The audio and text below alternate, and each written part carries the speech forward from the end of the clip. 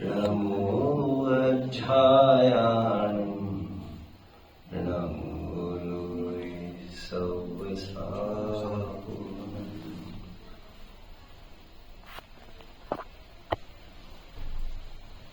मोक्षार्थियों, लोग मुझे अक्सर पूछते हैं बुढ़ापे को कैसे काटे। मैं उन्हें ये कहता हूं, इतने हल्के वचन क्यों बोलते हो आप? जैन दर्शन में, जैन धर्म में, जैन शासन, जैन ग्रंथों में सब्जी और फलों को भी काटा नहीं जाता, सब्जी और फलों को सुधारा जाता है, सौधा जाता है। और आप मानव पर्याय की महत्वपूर्ण phase, last over of the match, जो क्लाइमैक्स की घड़ी होती है, महत्वपूर्ण घड़िया है, आप उसे यूं ही ये कह रहे बुढ़ापे को कैसे काटे। आपको विचार ये करना चाहिए, हम बुढ़ापे को कैसे सुधारे, कैसे संवारे, कैसे सजाए। जीवन भर में किए हुए पाप हो किसी के, वो भी अंतिम समय में सजग हो जाता है। और भारतीय संस्कृति में यह कहावत प्रसिद्ध है, अंत भला सो सब भला। मैंने कई दफे आपको कहा है बच्चों, सम्राट अशोक हुए हैं, दिल्ली में कुछ शिलालेख उपलब्ध हुए हैं। जो शिलालेख ये बोलते हैं, उन स्तंभों पर कुछ उत्कीर्ण किया है।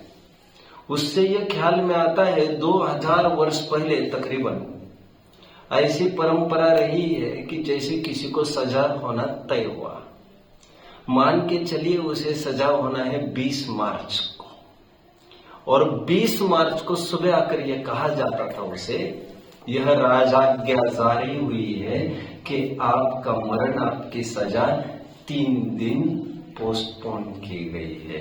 ये 3 दिन राजा की तरफ से आपको आज तक के किए हुए का पाप का प्रतिक्रमण के स्वरूप, आप जो भी आपके समझ में आता है, जिसे इबादत कह सकते हैं, भक्ति कह सकते हैं, आत्म स्मरण कह सकते हैं, जो भी ख्याल में आता है आप करिए कुछ। ये क्रीम टाइम जीवन के अंतिम समय का पहले दिया जाता था। अक्सर आजकल मंचों पर, निबंधों में एक विषय तय होता है, आज का युवा धर्म मार्ग से विमुख क्यों। और कई दफे ये प्रसंग मेरे आए हैं, मुझे मंच पर बुलाया गया है कि इस पर बात करें, और ऐसा कभी नहीं हुआ है कि मंचों से मैंने नाराजगी व्यक्त नहीं की हो। मैं अक्सर ये कहता रहा हूं, जमाना बदल गया है, बदलते जमाने के साथ साथ हमारी समस्याएं भी बदलती जा रही है। आज समस्या हमारी यह नहीं है कि आज का युवा धर्म मार्ग से विमुख क्यों हो रहा है, क्योंकि युवाओं का सप्त व्यसनों में प्रवृत्त होना, विषयों में संलग्न रहना एक स्वाभाविक बात थी, उसमें आश्चर्य क्या था। बट आज आश्चर्य और चिंता का विषय यह नहीं है कि आज का युवा धर्म मार्ग से विमुख है। आज हमारी चिंता का विषय कुछ और है, और वो यह है, जिनके सिर पर मौत मंडरा रही है, उन्हें भी इसकी सूझ बूझ नहीं है, और जैसे तैसे अपने टाइम को सरका रहे हैं। जबकि कबीर कह गए, कल करे सो आज कर, आज करे सो अब, पल भर में प्रलय होएगा, बहुरी करोगे कब। भामंडल की बात मैं कहना भूल गया आपको। सीता का जुड़वा भाई भामंडल, ये तब की बात है जब रामचंद्र जी जीत कर आए थे और सकुशल सीता को अयोध्या में लौटकर लेके आए थे। लक्ष्मण वगैरह पूरी टीम आकर दाखिल हो गई थी, और जैसे ही अयोध्या में कदम रखे थे रामचंद्र जी ने, मुझे बहुत अच्छे से याद है, सैकड़ों और हजारों की तादाद में लोग दीक्षा लेने लग गए थे, क्योंकि अभी जो होना था सो हो गया। तो अक्सर लोग दीक्षा लेने लग गए थे। रामचंद्र जी को भी वैराग्य का प्रसंग बन गया, आप सब जानते हो बच्चों। लक्ष्मण जी का मरण हो गया और उन्हें विरक्ति का अवसर मिल गया, वे भी विरक्त हो गए। लगभग अयोध्या नगरी खाली हो गई थी। पूरी अयोध्या नगरी खाली होने पर गिनती के लोग बचे थे अयोध्या में, उसमें भामंडल बचा था। मैंने कभी शेयर किया होगा बच्चों आपके साथ, जरूर, गुड, नाइस। और भामंडल टहल रहे हैं ऊपर छत पर। कई जनों ने उनको आग्रह किया कि इस बुढ़ापे में, जीवन के अंतिम प्रसंग में, अंतिम समय में हम घर में ही घुट घुट के मरे, ये कोई अच्छा लक्षण नहीं है। भारतीय संस्कृति की, हमारी परंपरा संन्यासाश्रम की, वानप्रस्थाश्रम की, उस परंपरा का निर्वाह कैसे होगा? और फिर एक बात तो तय है, शरीर तो बाहर निकलेगा, बाहर तो निकलना पड़ेगा। अब बात यह तय करनी है, तुम्हें खड़े खड़े निकलना है कि आड़े आड़े निकलना है। आड़े आड़े समझ में आता है मरने के बाद, और खड़े खड़े निकलना मतलब समझ में आता है विरक्ति पूर्वक, संयम पूर्वक, तपश्चरण पूर्वक, मोह आसक्ति को त्याग कर, घर गृहस्थियों का त्याग होता है। निकलने में जमीन आसमान अंतर है। आत्मानुशासन में क्या क्या उदाहरण दिए देखिए जरा। आत्मानुशासन में कहते हैं इस मुर्दे का कोई ठिकाना नहीं यार, भले ही मरा हुआ दिख रहा है, लेकिन इतना मोहासक्त है सांसारी जीव, 2-5 दिन भी उसको अपनों का दर्शन नहीं होता है तो फड़फड़ाता है। उस बाप को अपने बच्चे का दर्शन नहीं होता तो ही फड़फड़ाता है। अभी इतना जीवन भर मोह कर करके मर तो गया है भैया, लेकिन इसका कोई भरोसा नहीं। कहते ना, भूत बनकर यही भटक रही है आत्मा। तो कहते इनका कोई भरोसा नहीं, ये लौट के आ सकते हैं। तो इसीलिए तजवीज के रूप में वह लकड़ी को, तिरडी कहते ना उसको, अर्थी को, उस अर्थी को कस के रस्सी से बांधा जाता है मृतक को, देखा है? वो केवल इसीलिए मनोवैज्ञानिक लोग कह रहे भैया इसका कोई भरोसा नहीं है, अभी भी उठ के आ सकता है। फिर मनोवैज्ञानिक लोग यहां तक कहते हैं कि इसको बांधने मात्र से बाज आने वाला नहीं है।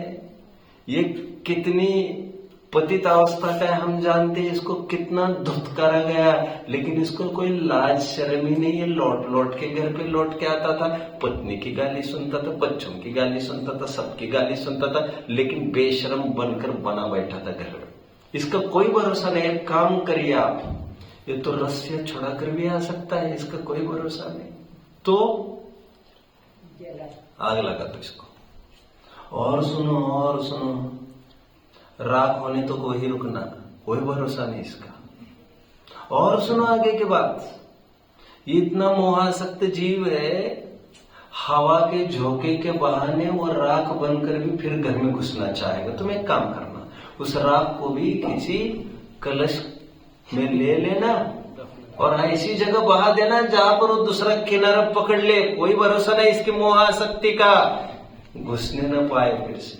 और हम देखते पुराणों में, मोह इतना खतरनाक बैरी है, ये सांप होकर भी, कुत्ते होकर भी, बैल होकर भी, हमारा वर्तमान युग बोलो मेंढक होकर भी, वही मंडराता रहता है, वही मंडराता रहता है।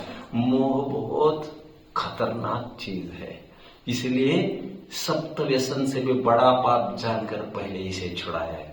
खैर, मैं तो आपको इतना कहना चाह रहा हूं बच्चों, बुढ़ापा जो अंतिम पार्ट है हमारी लाइफ का, जब कुछ करने का अवसर था, 100 चूहे खाकर बिल्ली हज को चली गई, लेकिन मेरे भैया कम से कम चली तो गई।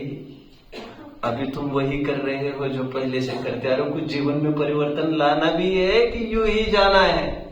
इसलिए मैं कभी कभी कहता हूं, युवाओं को तो ठीक है सप्त व्यसन में प्रवृत्त हो रहे हैं, लेकिन जिनके सिर पर मौत मंडरा रही है, वे क्यों धर्म से विमुख हो रहे, इस पर सेशंस क्यों नहीं हो रहे? बहुत खराब लगता है जब मैं देखता हूं 80-80, 90-90 साल के लोग बराबर तगड़ी छाती से अपने व्यापार में संलग्न है, 2 पैर पर खड़े होकर। थोड़ा बहुत समय मिलता है टीवी खोलकर बैठ लेते हैं। बच्चों यहाँ तक हालतें खराब है, 90 साल में भी सैर सपाटा करते हैं विदेश में। अभी अभी एक घटना पढ़ने मिली, एट द एज ऑफ 79 कितना दूसरा विवाह किया, और ये तृष्णा निरंतर तरुण होती जा रही है।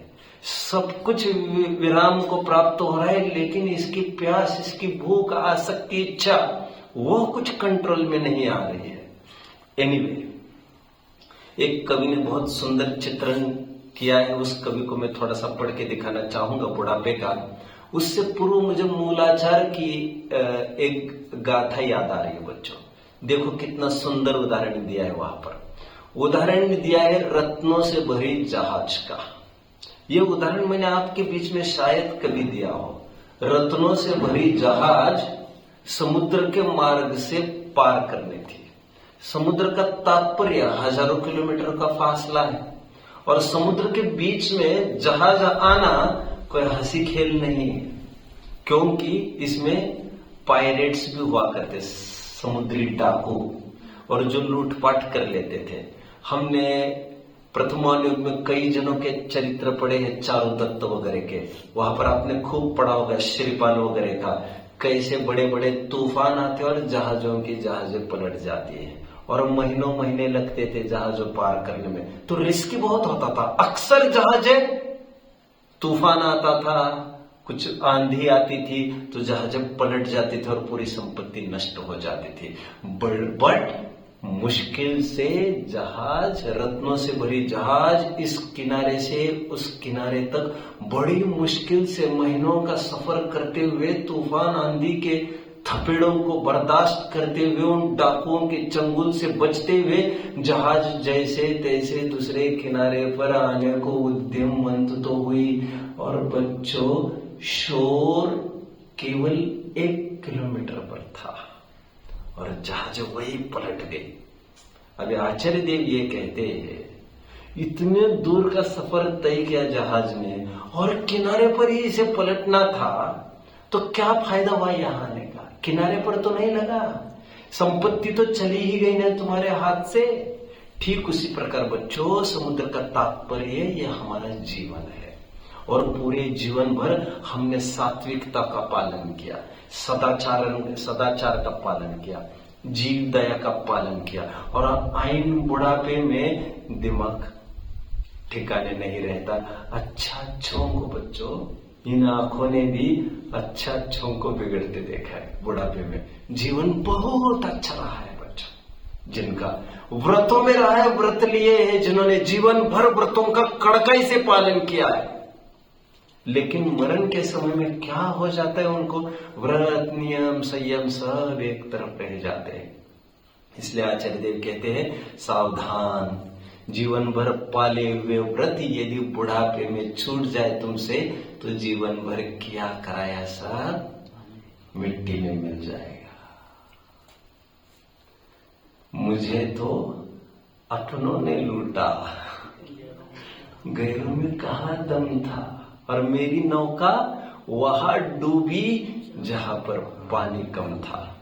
आचार्य देव कहते हैं, इस टाइम पर हमें विशेष सजग रहने की आवश्यकता है। जीवन भर कितना भी पाप किया हो, और यदि अंतिम टाइम में यदि सुधर जाए, अंत भला सो सब भला, बट यदि विपरीत हो जाए तो अनर्थ हो जाएगा। इसलिए बुढ़ापे में विशेष सावधानी बरतने की आवश्यकता है।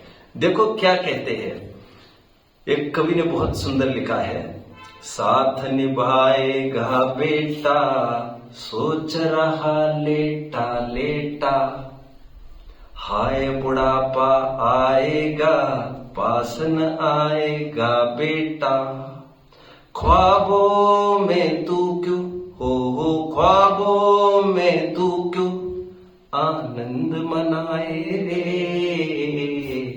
जीवन है पानी की बूंद कब मिट जाए रे, होनी अनहोनी ओ होनी अनहोनी कब क्या घट जाए रे,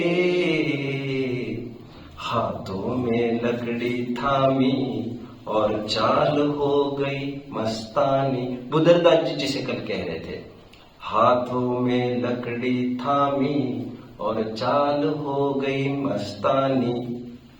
यम के घर खुद जाने की जैसे मन में हो ठानी।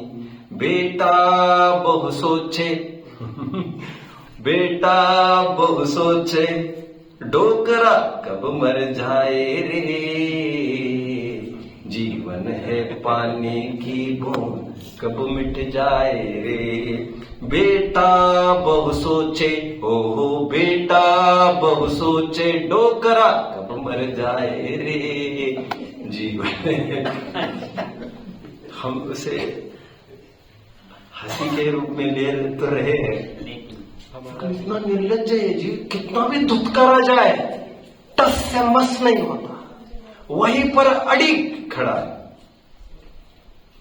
जिसके लिए कमाता है जीवन साथी बताता है। जिसके लिए कमाता है जीवन साथी बताता है। जिसकी चिंता कर कर के अपना चैन गवाता है। देहरी से बाहर हो देहरी से बाहर को साथ न जाए रे। जीवन है पानी की बूंद कब मिट जाए रे। होनी अनहोनी होनी अनहोनी कब क्या घट जाए रे। सिर पर जिसे बिठाता है गोदी में भी खिलाता है। सिर पर जिसे बिठाता है, ये तो मुहावरा भी है बच्चों, सिर पर बिठाना। सिर गधा भी बन जाता है, गधा बन जाता है, समझ में रहना। घोड़ा घोड़ा करो बड़े बच्चों को ले लेता है, अभी इसी में पूरी जिंदगी फूक रहा है, खाक कर रहा है। सिर पर जिसे बिठाता है गोदी में भी खिलाता है। लाड़ प्यार से पाला है सुख की नींद सुलाता है। तेरा ही बेटा हो तेरा ही बेटा तुझे आग लगाए रे। जीवन है पानी की बूंद कब मिट जाए रे। होनी अनहोनी होनी अनहोनी कब क्या घट जाए रे। मैं भामंडल की बात बता रहा था बच्चों, आई मिस्ड दैट थिंग। भामंडल को आकर इतने जन ने ये कहा, पूरी अयोध्या नगरी खाली हो रही है, सभी दीक्षा लेके जा रहे हैं, सब विरक्ति लेके जा रहे हैं, आपकी बारी कब आएगी। और भामंडल का एक ही कहना था, लूंगा, मैं भी विरक्ति लूंगा, मुझे भी दीक्षा लेनी है, मुझे भी दीक्षा लेनी है। सोचते सोचते टहल रहे थे बच्चों छत पर, और अचानक वहां पर गाज गिर गई, उल्कापात हुआ और वहीं पर ढेर हो गए। जीवन का कोई भरोसा नहीं है। और रावण ने मरते समय दी हुई 3 उत्तम शिक्षाओं में से एक शिक्षा क्या थी मालूम? लक्ष्मण को 3 शिक्षाएं दी थी मरते समय, और उसमें से एक शिक्षा यह है, कोई अच्छा काम का विकल्प आए तो उसका विलंब नहीं करना चाहिए। और मैंने बहुत विलंब कर दिया अच्छे काम के लिए। एक दूसरी शिक्षा क्या दी थी? जब भी खराब विचार आए उसे पोस्टपोन करिए, कल पर डालिए, कल पर डालिए, कल पर डालिए। करने का विचार आए, सोचे अभी नहीं करना है, बाद में करना, उसको पोस्टपोनमेंट में डालिए। लेकिन हमने उल्टा किया। एनीवे, आज जो हमारे एंटी एजिंग टिप्स को हम पॉइंट्स के जरिए बांध रहे हैं, मैंने आपको कितने पॉइंट्स कहे बच्चों अभी तक? राइट, 7 पॉइंट्स कहे। हमारे बुढ़ापे में सुधार आया, ऐसा हम क्या कर सकते हैं कि अभी तक 7 बिंदु बताए गए हैं। जो नए आए, नए जुड़ रहे हैं लोग आज, उनके लिए मैं और एक बात कहना चाहता हूं। बूढ़ों का आग्रह यह है कि हमें अपने हाथों से काम करना है, और युवाओं का, बेटा बहू का आग्रह यह है, काम हम कर लेंगे, तुम दिमाग ठीक रखो बस। हम उनकी भावनाओं को ही नहीं समझ पा रहे, और हम ये समझ रहे हैं हम अपने हाथ से काम करके हम स्वाधीन हो गए। और काम में हम इसीलिए करना चाहते हैं, सच पूछो तो, ताकि बोलने को हमें अवसर रहे और कोई हमें बोल न पाए। मतलब हम उसके जरिए भी ओवर पावर करना चाहते हैं, डोमिनेट करना चाहते हैं। ये सिक्का स्वाधीनता के लिए प्रयोग नहीं कर रहे आप दूसरों को पराधीन करने के लिए इसका प्रयोग कर रहे हो। एनीवे, मैंने आपको 3 S बताए थे। मैं किस लकीर पर चल रहा हूं मैं आपको थोड़ा सा बताता हूं। S C S B, senior citizen, समझदार बनो।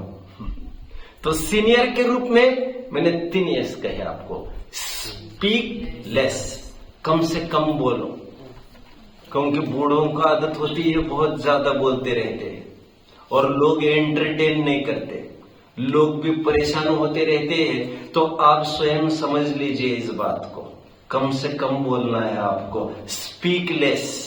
दूसरा पॉइंट क्या कहा था? स्पीक कंसाइजली, जितना जरूरी है उतना ही बोलिए, जब जरूरी है तभी बोलिए, और जिसके साथ बोलना जरूरी है उसी के साथ बात करिए। Speak concisely. तीसरी बात क्या कही थी? स्पीक द ट्रूथ, जो वस्तु स्वरूप है उसके अनुसार बात करें।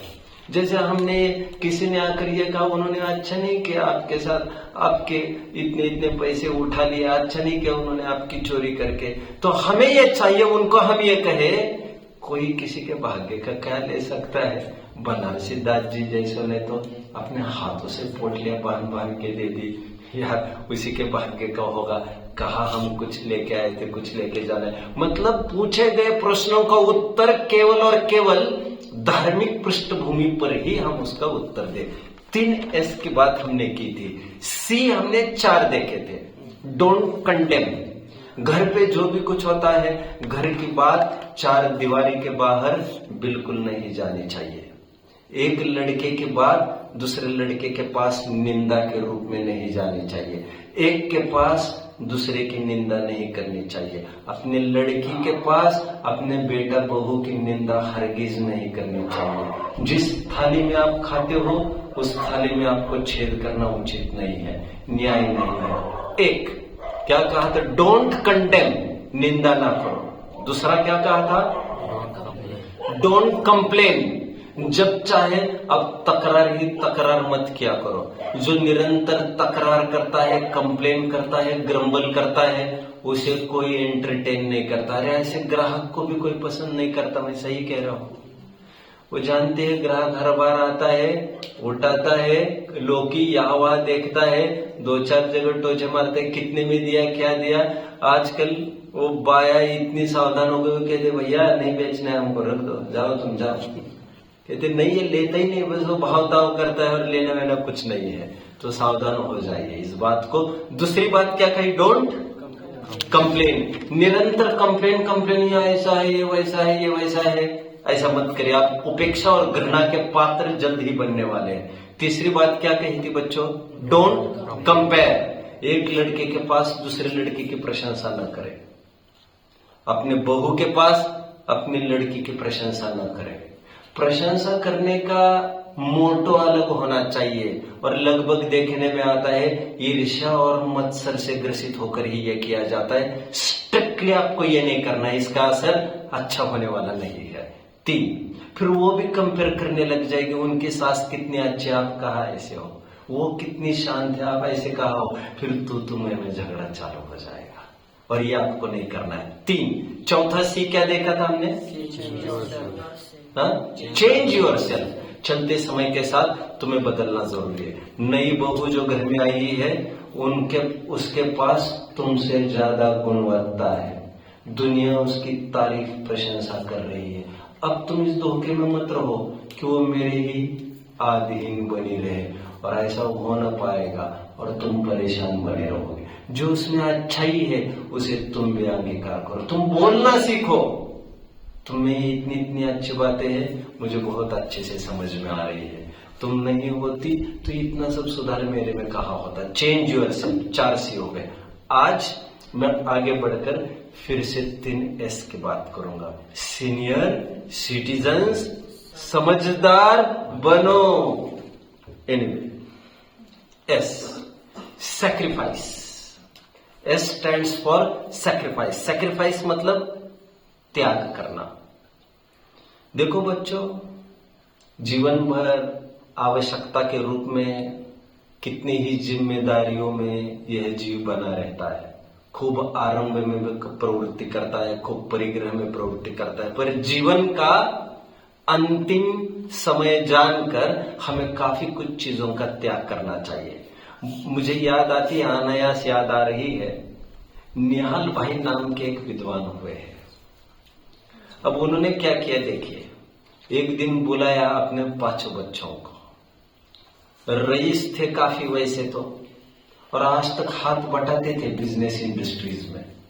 उन्होंने अचानक ये कहा, बेटों को यदि मेरा हाथ टूट जाए तो क्या करोगे बच्चों? तो कैसी बात करते हैं पापा जी आप, हमें कौन सी बात की कमी है? नहीं तो सब कुछ आप देख लेंगे। अरे सब देख लेंगे, आपको नौकर तक रख लेंगे। तो समझ लो बेटा, आज मेरा हाथ टूट गया है। हाथ टूटने की राह देखने वालों में से नहीं हूं मैं। मेरे पास समय बहुत सीमित है, अब मैं आपके पाप में अनुमोदन नहीं दे सकूंगा। सैक्रिफाइस, अभी आपको समय पर त्याग करना है। क्या क्या त्याग करना है? स्ट्रिक्टली मैं ये समझता हूं, जो वृद्ध जन है, स्पेशली 60+ वाले जितने भी जन है, उन्हें चाहिए, जिन्होंने अपने लड़का लड़की की शादी से निवृत्त हो गए हैं, उन्हें ये चाहिए वे शादी में जाने का पूर्णतया त्याग करें। शादी में, ब्याह में, किसी भी कार्यक्रम में, किसी भी लौकिक प्रपंच में यह सब उलझने के अवसर है, इसमें आपको स्ट्रिक्टली बंद करना चाहिए। मतलब मुझे कभी कभी ताज्जुब होता है, हमने अपना लड़का और लड़की की शादी की, हमारी जिम्मेदारी थी वो हमने पार पाड़ी। अभी तुम इस उधेड़-बुन में हो, हमारे लड़के के लड़की की शादी भी मुझे ही करानी है, उसके आगे की पीढ़ी होगी, उसके लिए लड़का लड़का भी मुझे ही देखना है।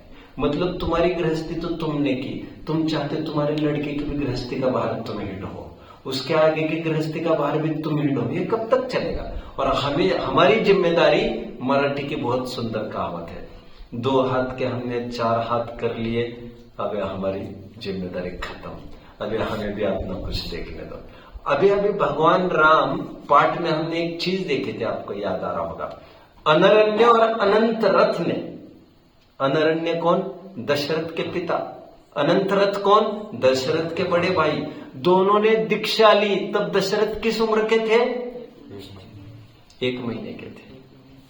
यदि आप अच्छे चित्रकार हो ना, अच्छा फोटो बनाना चाहिए आपको अभी कितना बनेगा मैं नहीं कह सकता। दशरथ केवल 1 महीने का है और उसे राज तिलक किया जा रहा है। वैराग्य का कैसा अद्भुत दर्शन है, अद्भुत। भैया अगर हम नहीं उलझ सकते तुम्हारे पास, अरे तो बड़ा तो होने दो, अभी योग होगा तो ठीक है, हमारी तो उम्र जा रही है। इसका पहला पॉइंट सैक्रिफाइस। शादी, ब्याह, लोक व्यवहार के जितने भी कार्य हैं, व्यापार धंधा, ऐसा नहीं होगा। लड़के को समझा दीजिए, अभी तुम्हारे साथ तुम्हारी दुकानदारी में अब मैं खड़ा नहीं रह सकता।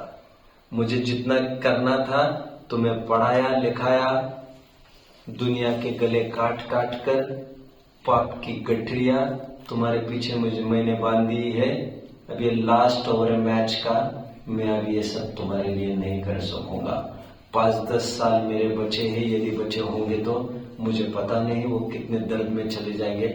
मुझे मेरी साधना करनी है अभी। सैक्रिफाइस, आपको बुद्धिपूर्वक नाते रिश्तेदारी का त्याग करना पड़ेगा। आना जाना, लोक व्यवहार टोटली स्टॉप। और जानते हो, आपने, किसी ने ये कहा इनकी लड़की है, आपने कहा इनका लड़का है, हाँ वो बन जाएगा। तुम्हें कोई फजीती में उलझने की गरज ही नहीं थी। अभी तुम क्यों बहाना बहा रहे हो? तुम्हें बहाना भी ब्रह्मचर्य की बहाना चाहिए। जिनकी नौबत आई होगी, जिनकी समस्या आई होगी, वे उलझते रहे, वे समझते रहे उनकी जिम्मेदारी को। हमने दुनिया का कोई ठेका नहीं लिया है। जो भी हमारे सामने आए, हम तो उन्हें अच्छी ही प्रेरणा करें। इससे कुछ नहीं होता भैया, ये तो योग आने पर होगा, तुम तो धर्म करो। ये धर्म करने वालों को अपने आप ये सब पुण्य बरसता है। हमें तो ये कहना चाहिए, ये सब शिक्षा अब हम किसी को नहीं देवे, ये सब काम नहीं करे। रहीम ने बहुत सुंदर एक नीति लिखी है, वो छंद लिखा है, नात नेह दूरी भली। क्या? नात नेह दूरी भली, लो रहीम जिय जान। क्या है? निकट निरादर होत है जो गढ़ी को पानी। अर्थ कितने जन समझ रहे बच्चों? नाथ नेह दूरी भली, लो रहीम जिय जान। नाते रिश्तेदारी से थोड़ा दूर ही रहना चाहिए, क्योंकि ये नियम है, निकट निरादर होत है। जितनी नजदीकी आप साधोगे ना, उतना आपका निरादर चालू होगा। इसलिए नजदीकी किसी के साथ नहीं, निकट निरादर होत है। उदाहरण क्या दे रहे रहीम? जो गढ़ी को पानी, जो पानी जगह से मोह नहीं रखता। कौन सा है वो पानी? नदी, झरना, बहता पानी, वो सड़ता नहीं है। और जो पानी उस जमीन का मोह कर बैठता है, गड्ढा वहीं पर, और वो पानी सड़ने लगता है फिर। इसीलिए रहीम कह रहे हैं उसे मोह करना नहीं चाहिए था। नात ने उत्तर उत्तर हमें चाहिए, नाते रिश्तेदारी का पछड़ा हम नहीं निभाए। किसी को देना, किसी को लेना, किसी के बीच में जाना, किसी में आना, टोटली हम एक नया परिवार खड़ा करें। ये आपकी दूसरी इनिंग चालू हुई है। टेस्ट मैच होती है ना बच्चों, टेस्ट मैच, उसके 2 इनिंग्स होती है, होता है ना ऐसा। तो दूसरी इनिंग्स चालू हुई है आपके, आपका दूसरा जीवन चालू हो गया है। अब वो रिश्तेदारी आपकी रिश्तेदारी नहीं है। जो इस धर्म मार्ग में आए, सच्चा सगापन साधर्मीपने का, क्या कहा? अभी हमारा विश्व नया हो गया। हमारे भाई बंद अभी वे नहीं है जो खून के रिश्ते हुआ करते थे। जो इस धर्म मार्ग में आगे बढ़ रहे, यही इन्हीं के साथ अभी हम उठना बैठना चाहिए। यही अभी हमारी फैमिली है। पहली बार सैक्रिफाइस, काफी चीजों का त्याग करते रहो। हमारे जीवन में खाने पाने में भी काफी चीजों का त्याग करना चालू करो। मैं इतनी ही सब्जियों का जीवन भर में सेवन करूंगा, जैसे कोई भी सीमित 10 सब्जी रख सकते हैं। मैं मरने तक केवल ज्यादा से ज्यादा 10-20 ड्रेस का ही प्रयोग करूंगा। मैं मरने तक ज्यादा से ज्यादा 1 घड़ी का प्रयोग करूंगा। पवन जी थे बच्चों, पवन जी, मैं जहां पर मंगलायतन रहता था, उनका घर लगभग 50-100 करोड़ का है। उनका घर जहां पर रहते, महल है महल। ऐसा रहते हुए भी उन्होंने तय कर लिया था, ये स्वाध्याय का रूम था उनका और एक रहने का, 2 रूम के अलावा उन्होंने पूरा राजमहल का त्याग कर दिया था। और उनका बस चलते हुए बार बार कहते, मुझे इसमें दम घुटती है। अरबपति आदमी कहते, मुझे छोटा घर दे दो जहां पर बिल्कुल कम आराम कम पाप होगा। अब मेरे जाने के दिन आए हैं, और बड़े महलों में ऐसा ना हो जाए कहीं मेरी दम घुटने लग जाए अंतिम समय में जाते समय।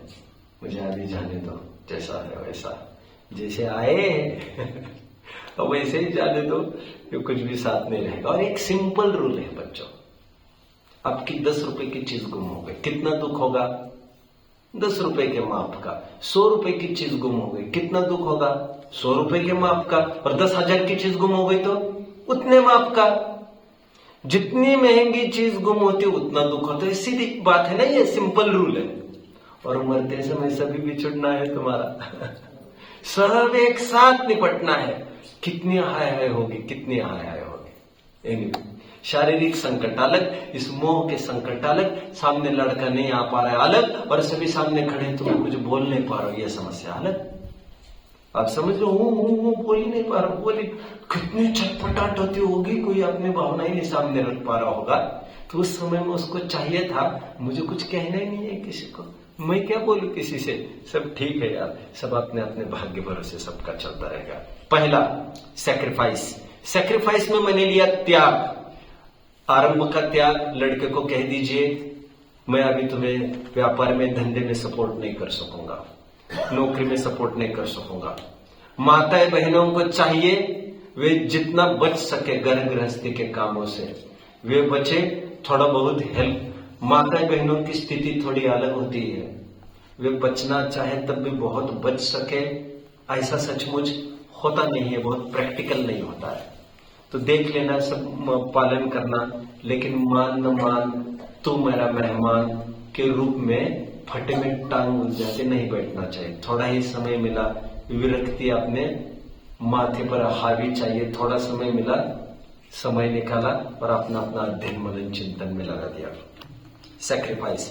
जो अभक्ष्य चीजें हैं उन सब का त्याग होना चाहिए, फिल्म्स आदि का त्याग होना चाहिए, टीवी आदि का त्याग होना चाहिए। स्पेशली मैं आपको कहना चाहूंगा, पवन जी की आज ज्यादा ही याद आ रही है मुझे याद आता है जब पवन जी की अंतिम स्थिति चल रही थी तो उन्होंने मुझे गाइडलाइन पूछी थी, तो मैंने कहा था ये न्यूज से अभी आपको क्या लेना देना है। उसी दिन बच्चों, उसी दिन उन्होंने टीवी को हटवा दिया कमरे से। इसके बाद न्यूज इंडस्ट्रियलिस्ट रहा हुआ आदमी, अरे रिपोर्टर पत्रकार रहे, पत्रकार दैनिक भास्कर के कितने साल, अखबार के बिना उनको, लेकिन अखबार का भी त्याग कर दिया। अभी कहाँ बलात्कार हुए, कहाँ खून हुए, कहाँ एक्सीडेंट हुआ, रोज की वही घटनाएं, किसी और पिटी, केवल पात्र बदलते रहते हैं। सेम कहानियां रोज के रोज अखबार में, कभी भी कुछ नहीं होगा। मैच रोज कोई ना कोई जीतने वाले, कोई ना कोई हारने वाले, उसमें नया कुछ नहीं होने वाला है। बात इतनी सी, कल साउथ अफ्रीका जीता था, ऑस्ट्रेलिया जीतेगा। पात्र बदल बदल कर घटनाएं बदलती नहीं है। रोज के एक्सीडेंट, रोज के मरण, रोज के हत्याएं, रोज के अपहरण, वही जो सैकड़ों सालों पहले से। अखबार का आपको त्याग चाहिए, मन वैसा ही कलुषित होता रहता है।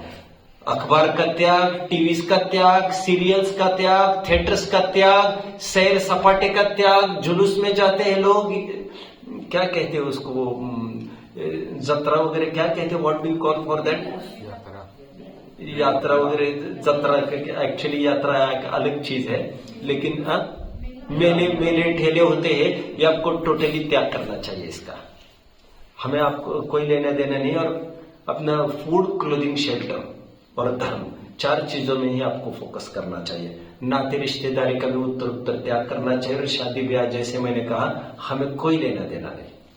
आगे की पीढ़ी क्या करती है, किसके साथ कैसे संबंध रखती है, वो वे जाने, हम कहीं नहीं जा सकते। वे धंधा करते रहेंगे और हम उनके कहाँ कार्यक्रम अटेंड करने वो करते रहेंगे, ऐसा नहीं होगा।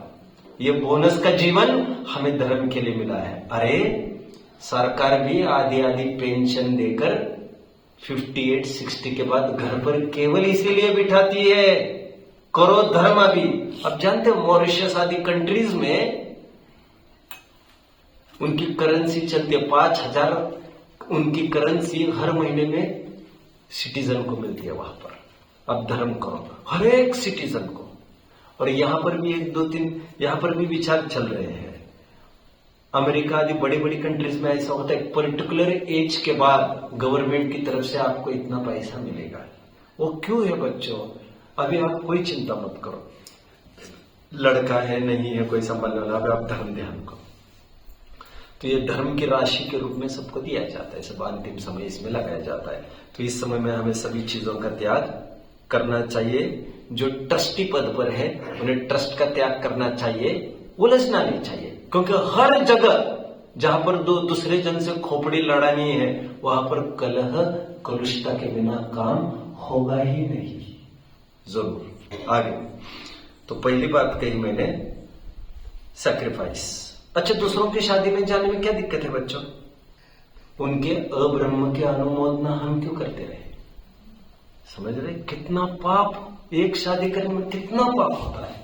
अब कभी जा, और लोग रात में भी, दिन में भी और दिन में भी करते, कितना फूड वेस्ट होता है। और आजकल कितना नंगा नाच हो गया है, देखी नहीं जाती शादियां कैसे कैसे करते हैं लोग। और हम वहां पर जाकर इस बुढ़ापे में अपनी भावनाओं को विकृत नहीं कर सकेंगे।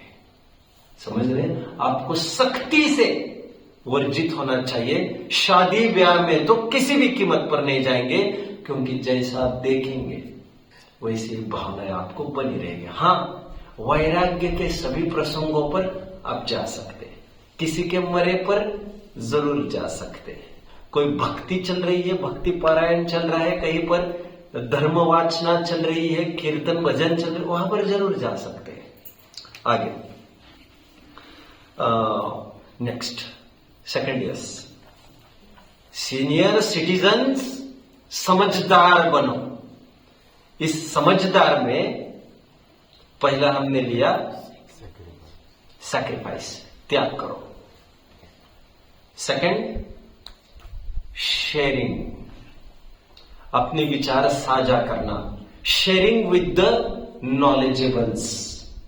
देखो बच्चों, मानव एक सामाजिक प्राणी है और जब तक विरक्ति नहीं आती तब तक एकांत में वो रह सके ये बहुत संभव नहीं होता। उसको लगता है कोई ना कोई हो, कोई ना कोई बात करे, ऐसे मानियो नेचर होता है। आदमियों में भी देखते किसी किसी को बोलने की बहुत आदत रहती है। कोई भी आदमी देखा और उससे न बोले ये नहीं हो सकता। वैसे क्या बात है, सब ठीक है, भोजन हो गए, फिर कैसे फालतू में लगे। उन्होंने वो भी तुम्हें पूछ सकते थे लेकिन उन्होंने नहीं पूछा तुम्हें, आश्चर्य, और तुमने पूछा, और बाकी सब ठीक है। कुछ लोगों का आदत होती है बोलने की। अब मैं ये नहीं कह रहा हूं वे बोलना बंद कर दे, लेकिन एक जरूर आज इंपॉर्टेंट बात कर रहा हूं। वो तो पहले मैं बोल चुका, मैं स्पीक लेस, स्पीक कंसाइजली और स्पीक द ट्रूथ। आज मैं एक नई बात कह रहा हूं। मैं ये कह रहा हूं शेयरिंग विद द नॉलेजेबल्स। हमें जब भी बात करने का मौका पड़ेगा, जब भी हमारे दुख साझा करने का मौका मिलेगा, क्योंकि हमारे जीवन में जो उतार चढ़ाव आते हैं, आम आदमी को लगता है मैं किसी न किसी को साझा करूं, वेंट आउट। समझ में आता है? नहीं समझा? चौका होता है, रसोई घर होता है, रसोई घर बच्चों, रसोई घर में बहुत धुआं होता है तो उसको एग्जॉस्ट फैन लगाते हैं, इसे वेंट कहते हैं। चिमनी होती है चिमनी, उसे वेंट कहते हैं, वेंट। तो वहां से निकल जाते हैं धुआं। यदि वो वेंट नहीं होता तो वहीं पर घुट के आदमी भी मर जाता है। ठीक उसी प्रकार कुछ न कुछ वेंट होना जरूरी है अंदर ही अंदर। आजकल डॉक्टर्स भी ये कहते हैं डिप्रेशन का मरीज आदमी इसलिए हो रहा है क्योंकि अकेले में रहता है। तो लोग ये कहते हैं किसी के साथ रहना चालू करो, आप बातें किया करो थोड़ा आपस में, उससे थोड़ा सा वो दुख हल्का हो जाएगा, ऐसे वे भी कहते हैं। मैं आज क्या कह रहा हूं सुनिए जरा। मैं ये कह रहा हूं जब भी कुछ विकल्प आए किसी से बात करने का, आपके जीवन में कुछ साथी के रूप में कुछ ज्ञानी लोग जरूर होने चाहिए। उठने बैठने के जैसे फैमिली डॉक्टर्स होते हैं ना बच्चों, फैमिली डॉक्टर्स, उनके साथ हम संबंध बनाए रखते हैं। आधी रात भी कुछ हो तुरंत हम फोन उठा के बात करते हैं। उसी प्रकार हमारे जीवन में कुछ फैमिली मेंटल डॉक्टर चाहे, कुछ भी दिक्कत आए हम उन्हीं से साझा करेंगे। कोई बात देखो ना, आज घर में ऐसा हो गया, देखो मैं निंदा की बात नहीं कर रहा हूं अभी, लिसन। साझा करने में वो जरूरी में ज्ञानी व्यक्ति ही चाहिए। ऐसा ना कर बैठना। आप घर की बात, बहू तो आपकी धर्मात्मा है, लड़की तो आपकी धर्म से कोसों दूर है, और बहू की बात आप लड़की को कह रहे हो, या ऐसे। आपको ये चाहिए था लड़की की बात कदाचित बहू को कहते। आप साझा करें अपनी बात को केवल ज्ञानियों से, उन्हीं से साझा करें जो आपकी गलतियां आपको बताए, जो आपके कान पकड़ने की हिम्मत रखते हो। आप उनसे दुख साझा मत करिए जो आपके हाँ में हाथ डोलते हो। जिन पर हमारा उपकार है उनसे दुख कहने से कुछ काम नहीं बनेगा। जिनका हमारे ऊपर उपकार है और जो ज्ञानी माने जाते समाज में, उनसे जरूर साझा करें, वे रास्ता दिखा सकते हैं आपको। कितने जन मुझे समझ रहे बच्चों? मैंने आपको कई दफे कहा है बच्चों, एक टेनिस प्लेयर के बारे में। वो अपने पास 2 कोच रखता है, टेनिस प्लेयर। एक कोच को वो महीने के 10 लाख देता है और दूसरे कोच को महीने के 1 करोड़ देता है। सत्कर में फैक्ट की बात कर रहा हूं। और पहला कोच जिसे वो 10 लाख देता है, वो रात दिन उसे खेलना सिखाता है, और दूसरा कोच जानते हो, वो कभी भी उसके साथ नहीं खेलता है। तो उसको तो 1 करोड़ दे रहे वो इसीलिए, ये हमें जीतना सिखाता है और ये हमें हार को पचाना सिखाता है। मोटिवेशनल स्पीकर्स रखते हैं वे, जब भी मैं हार जाऊं मुझे हतोत्साहित नहीं होने देना। तो वे उनको केवल चीयर्स करते रहते हैं, हिम्मत मत हारो, सब हो जाएगा। जो काम कृष्ण ने किया था ना महाभारत में, अर्जुन को केवल बढ़ावा दे देते थे वे। और जो मैं कह रहा था, शल्य कर्ण को हतोत्साहित करते रहते थे। कर्ण को कहते थे तुम मार नहीं सकोगे, तुम हो नहीं सकेगा। और कर्ण इतना शूरवीर होने पर भी, पराक्रमी होने पर वह सफल नहीं हो पाया, क्योंकि वह ऐसे आदमियों से तो घिरा था जो समय समय पर उसे डिमोटिवेट करे। और कृष्ण को समय समय पर मोटिवेट करने वाले, यस यू कैन, तुम कर सकते हो, तुम कर सकते हो। तो शेयर किसके साथ करो आप आपकी समस्या? जो आपको मोटिवेट कर सके, जो आपको डांट सके, जो आपके कान पकड़ सके, जो आपको कह सके यस यू आर रॉन्ग, तुम गलत कदम पर बड़े हो और यह करना ठीक नहीं। ऐसे दोस्त अपने जीवन में जरूर होना, ऐसे बड़े बुजुर्ग ऐसे साथी जरूर होना जो कदम कदम पर हमें डांटने फटकारने की सामर्थ्य रखते हो, उन्हीं से अपना दुख साझा करें। ये उम्मीद मत रखे कि मैंने अरहंत को कहा सत्कर बहुत खराब है और अरहंत भी कहने लगा वास्तव में खराब है, वास्तव में खराब है। ऐसे दोस्त ठीक नहीं, आपके स्वास्थ्य के लिए ठीक नहीं है। जैसे ही आप कहेंगे सत्कार खराब है, तुरंत अरहंत को यह चाहिए था, ये तो आपकी दृष्टि है देखने के, हम क्या कर सकते हैं सचिन भाई, आपको तो यह चाहिए था। आप समझ रहे, ऐसे दोस्त प्यारे हैं जो हमारी गलतियां बताए, जीव हुजूरी करने वाले, हाँ में हाथ डोलने वाले, मक्खन लगाने वाले, 2 मिनट तो आपको शांति दे देंगे, लेकिन अंदर पूरा रोग आपका पनपता रहेगा।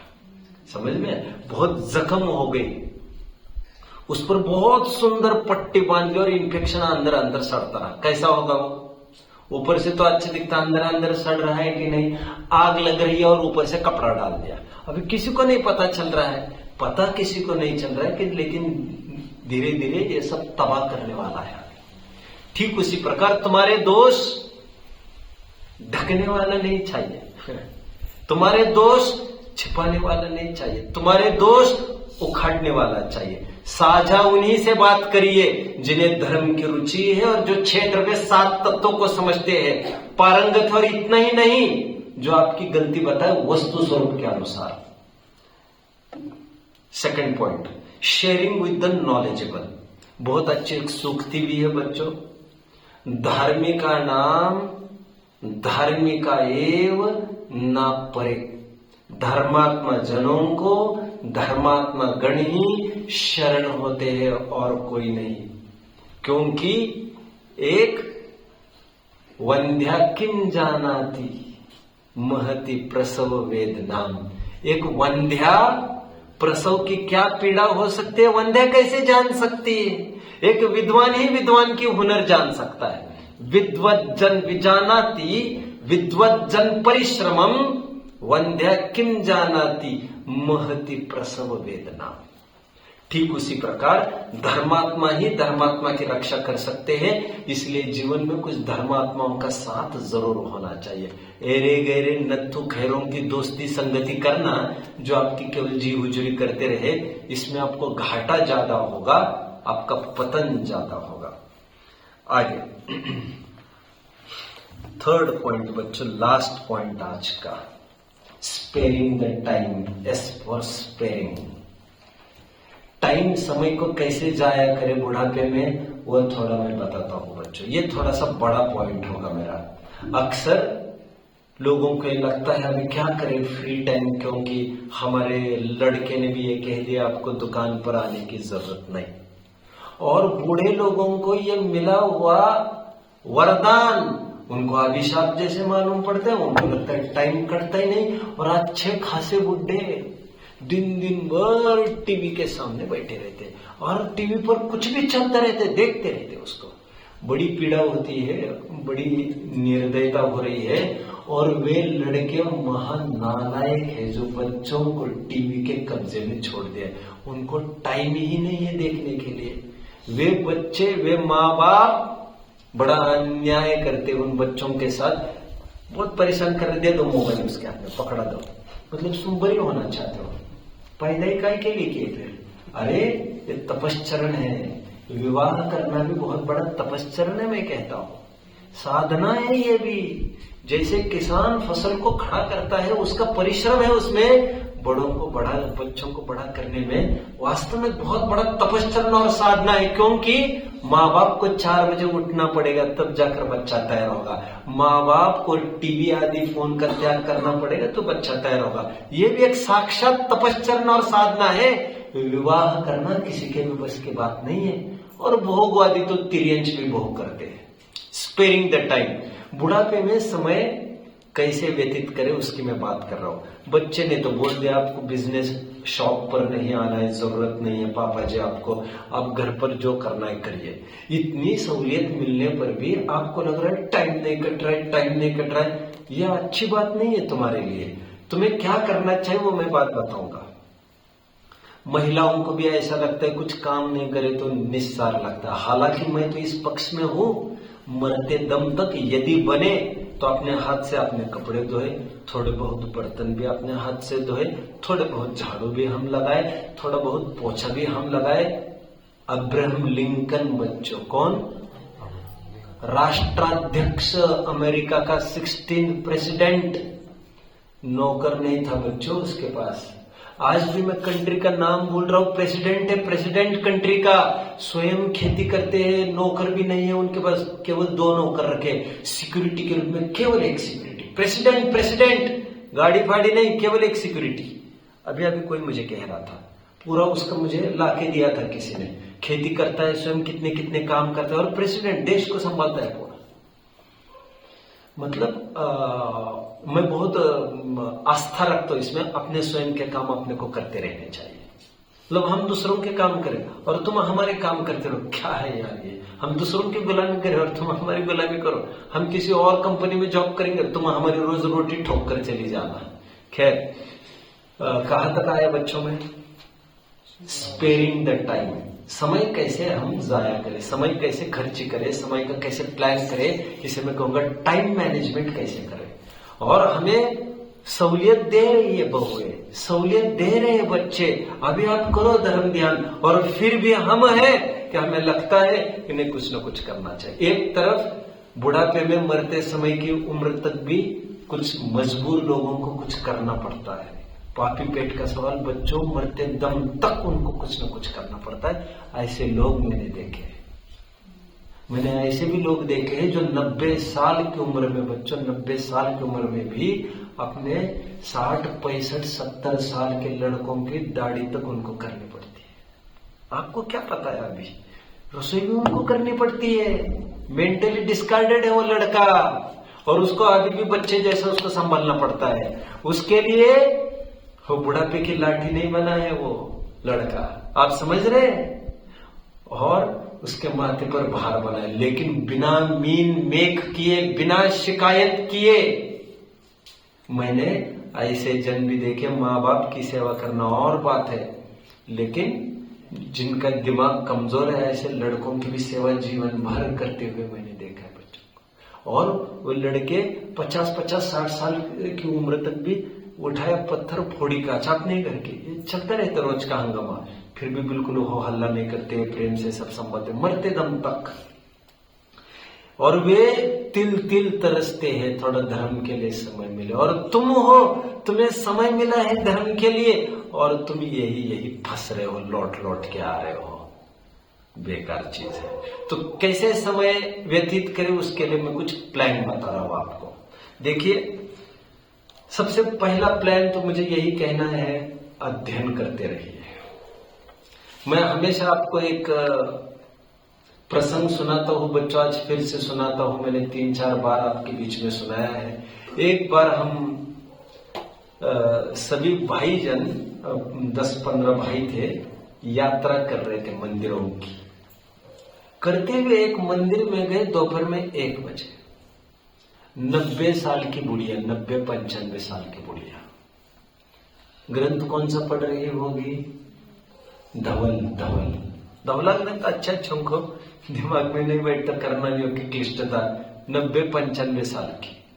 तो वहां पर पास में भाई गए, हम में से एक ब्रह्मचारी भाई गए और बोला, दादी क्या पढ़ रही है? दादी को सुनाई नहीं दिया। फिर से पूछा, अरे दादी पढ़ क्या रही है? तो उन्होंने कहा, पढ़ रही हूं। फिर उनको ग्रंथ का नाम भी ख्याल में नहीं आया, तो देखकर उन्होंने कहा, ये धवल का ग्रंथ पढ़ रहे हो। समझ में भी आता है कि वैसे ही पढ़ रही हो। तो क्या उत्तर दिया उसने मालूम? उस बुढ़िया ने उत्तर ये दिया, बेटा समझ में तो नहीं आ रहा है, लेकिन मैं सोचती हूं पहले कभी शास्त्रों की मैंने विराधना की होगी, अपमान किया होगा, विनय नहीं की होगी, तब जाकर आज दिमाग में घुस नहीं रहा है। मैं सोच रही हूं आज पढ़ने की मैं कोशिश करूं, आराधना करूं, मैं विनय करूं शास्त्रों का, तो भविष्य में कभी समझ में आने लग जाएगा। मुझे अधिक से अधिक समय पढ़ने में लगा है। एक मैं जरूर कहूंगा, मुझे मिलने आने वालों में से मैं जरूर रिकमेंड करता हूं, 1-2 घंटे निरंतर कुछ न कुछ पाठ के लिए दिए जाए। कंठ की विद्या अंठ के दाम, समय पड़े पर आवे काम। 6 डाला का पाठ आज किया, कल तत्वार सूत्र का पाठ करो। रत्नकर्ण सावकाचार्य का पाठ करो, इष्टोपदेश का पाठ करो। यह संपत्ति को ओझल मत होने दीजिए। रोज बदल बदल के ग्रंथों को मनन करते रहिए। ध्यान रखो, सावधान हो जाओ, ये आंखें बहुत टाइम तक काम देने वाली नहीं है। आप बार बार आंखों से पढ़ सकेंगे, इस धोखे में मत रहिए। ये सब कृत्रिम मशीनें हैं, इस धोखे में भी मत रहिए। आप मरते दम तक रोज मंदिर में जा सकेंगे। पैर भी कृत्रिम ही मशीनें, एक दिन पैर भी टूटेंगे, हाथ भी तोड़े जाएंगे, आंख भी तोड़ी जाएगी, लूले लंगड़े बहरे अंधे गूंगे भी हो जाएंगे यदि ज्यादा जी लेंगे।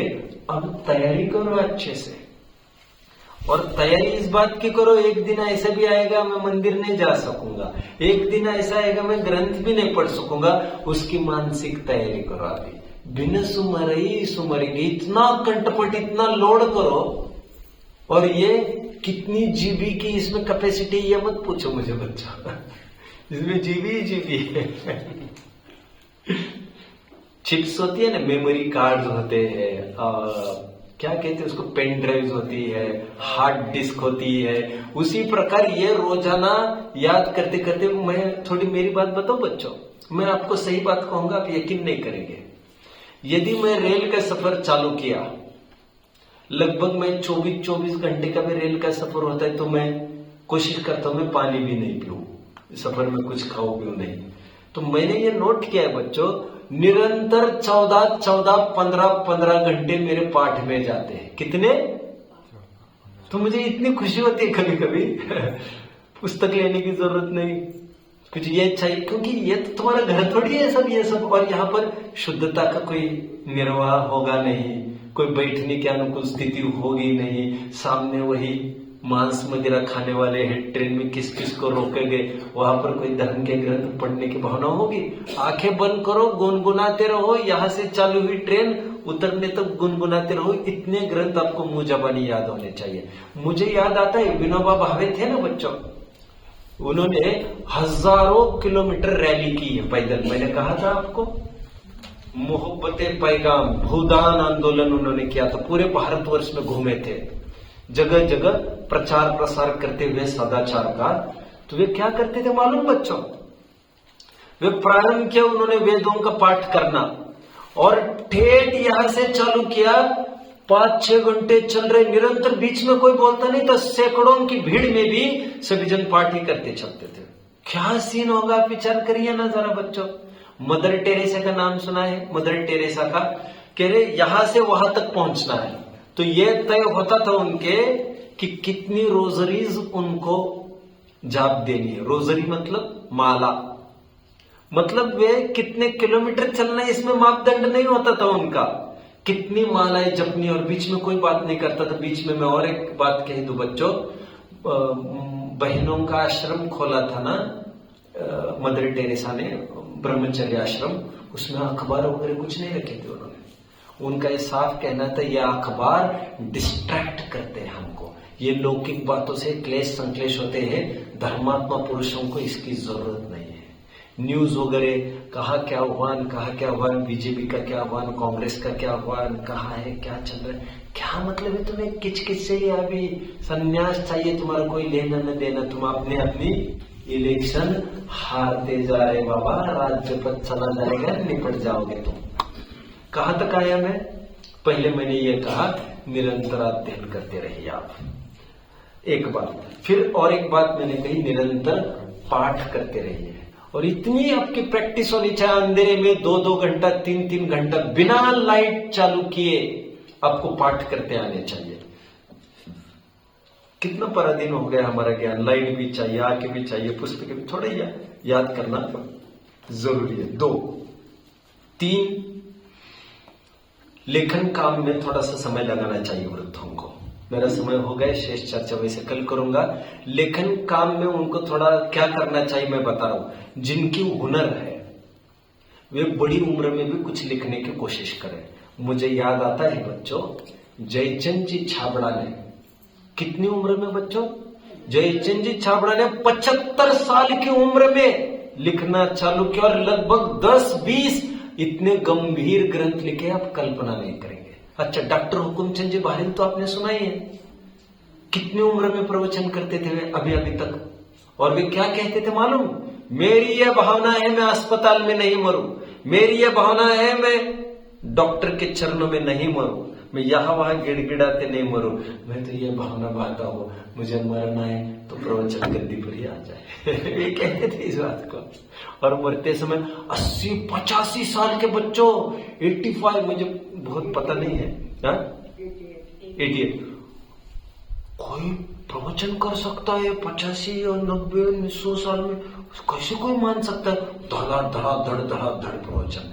पहले मैंने एक बात देखी थी, मैं पूना में खड़ा था बच्चों एक बार, वहां पर मैंने एक दिन ये देखा, रूबी हॉस्पिटल में खड़ा था, 10वीं में था मैं, किसी कारण से वहां पर था मैं, तो मैंने देखा एक डॉक्टर आए वहां पर, गाड़ी लगभग बच्चों वहां से लेकर लगभग यहां तक गाड़ी, आपकी 2-3 गाड़ी के बराबर विदेशी गाड़ियां होती ना। यार ये कौन आदमी होगा?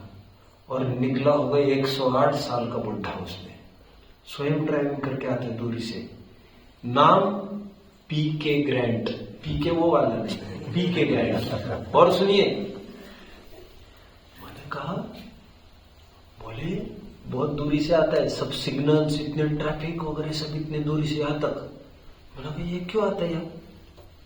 बोले रूबी का एक छत्री राज्य करने वाला है पूरे भारतवर्ष में, क्या एक्सपर्ट है ऑपरेशन का। बोले आज भी करोड़ों दिन में छापता है, बोले उसके घंटों में लाखों के हैं, और बात करता रहता है और यहाँ पर चेक फाड़ करता रहता है बाजू। और क्या और चलो ऑपरेशन, चलो और क्या, चलो ऑपरेशन खत्म। 108 साल का, गाड़ी भी चलाता है, सब कराता है, ऑपरेशन। लौकिक फील्ड की बात करो, मैं उसकी शाबाशी नहीं दे रहा हूं आपको, क्योंकि ऐसी मौत मरेगा तो चला भी गया होगा, तो उसका होगा क्या? पैसा पैसा पैसा करके ही तो मारा हो। तो मैं ये कह रहा हूं, इस उम्र में, कोई भी उम्र हो, हम निरंतर पढ़ते रहे, पढ़ाते रहे, और यही भावना बहाए आखिर तक हम करते रहे। बच्चों, पढ़ने की पढ़ाने की कोई उम्र नहीं हुआ करती। शेष कल। ओम नमः।